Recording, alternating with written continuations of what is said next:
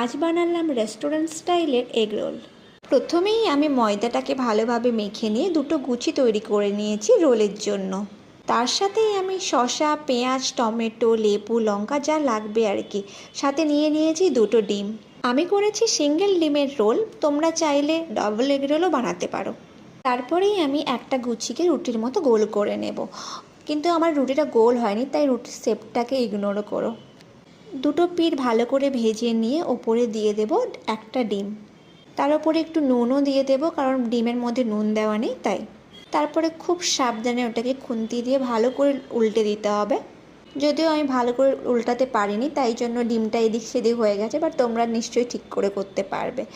তারপরে আমি দিয়ে দেব সব কুচি কুচি করে রাখা শসা, পেঁয়াজ, টমেটো, একটু লেবু, তার সাথে একটু জিরে গুঁড়ো।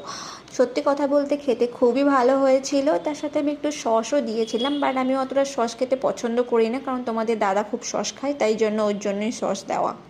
তোমরা চাইলে এর সাথে মায়োনিজ আর চিজও অ্যাড করতে পারো, খেতে কিন্তু ভালোই লাগবে।